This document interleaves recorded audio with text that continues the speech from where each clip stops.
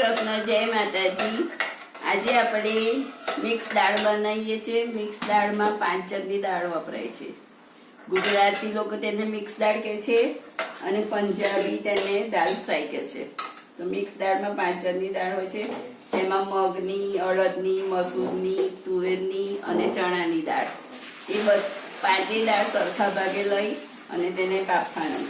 10 minute તેને ધોઈને પલાળી રાખવાની, પછી બાફા મૂકવાની અને બાફામાં તેમાં છે ને મીઠું નાખવાનું અને 4 વિસલ મારવાની એટલે દાળ બફાઈ જશે।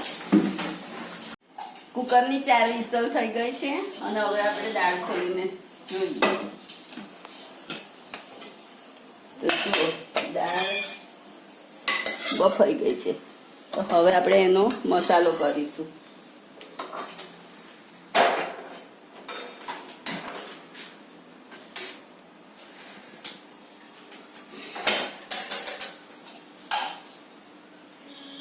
તેમાં 2 પાવડા તેલ લઈશું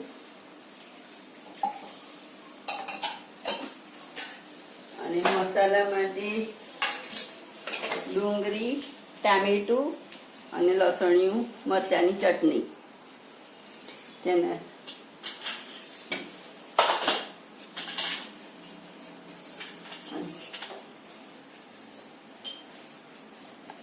વઘાર દેખાવું એમ ઉપર જીરું નાખ્યું છે તેલમાં, મને બી લો થોડું આખું। હા હું નહીં બેવાઈએ ને। જીરું, રાઈ તો તળે પછી હિંગ નાખીશું।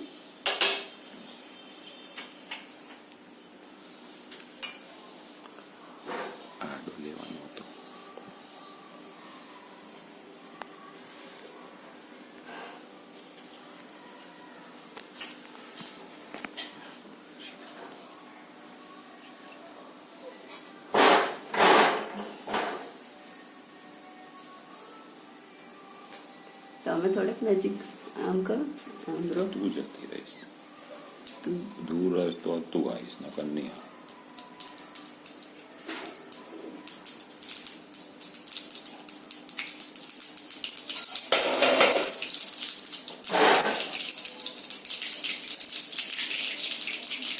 રાઈ તતળી ગઈ છે એટલે આપણે હિંગ નાખીશું, પછી ડુંગળી,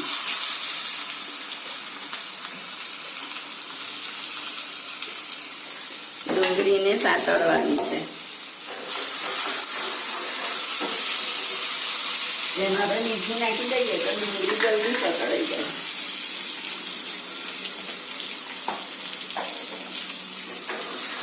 થોડો એનો ડુંગળીનો કલર ચેન્જ થાય એટલે ડુંગળી સાતળવાની।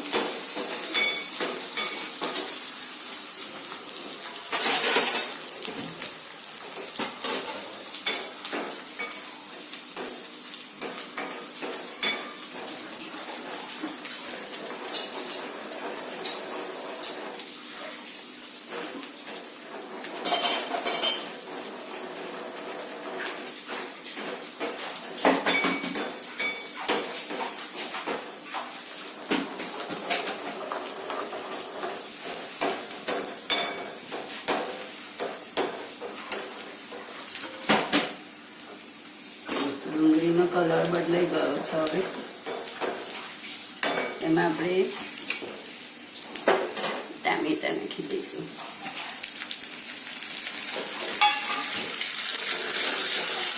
અને મરચું બળી ના જાય એટલે પછી નાખ્યું છે મેં।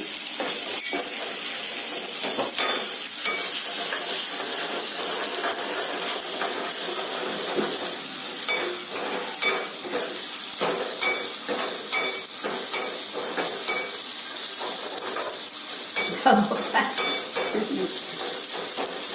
બધું જે છે ખરી તો પૂરો હળદર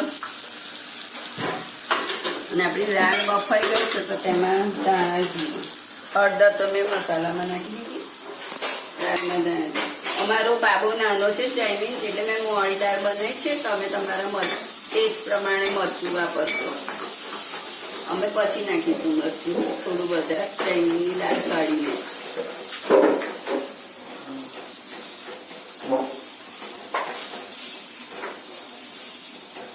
ટામેટા એકદમ સતળાઈ જાય તેલ છૂટું પડી જવું જોઈએ.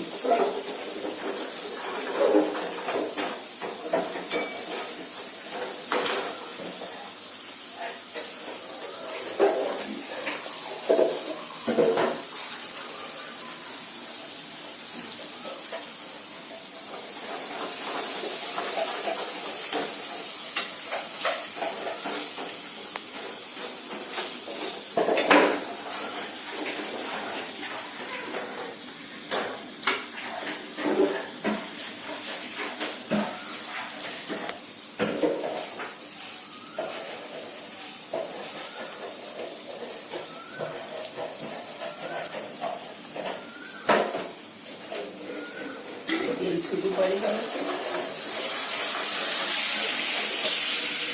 પાણી નાખી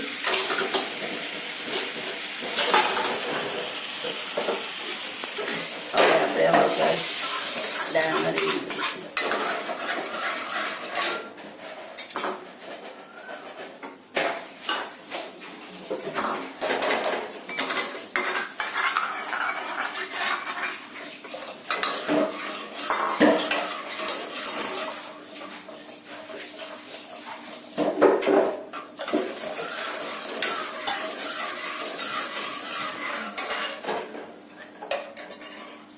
થોડીક વાર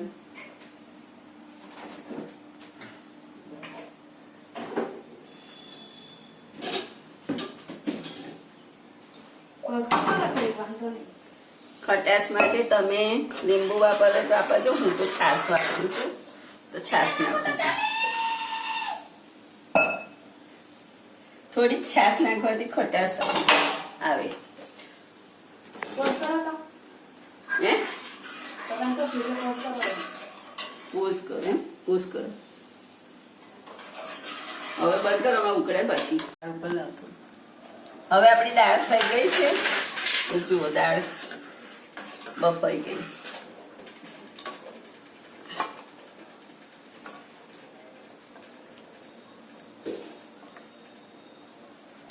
તો દાળ રોટલી તો મેં પહેલા બનાવી જ નાખી હતી.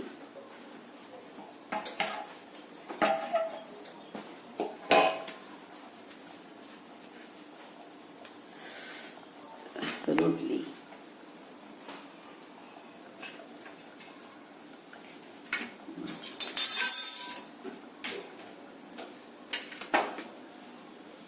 ગુજરાતી મિક્સ દાળ આપણી તૈયાર. જો ખાવી હોય તો આવી જજો. દાળ રોટલી અને ડુંગળી જોડે મજા આવે.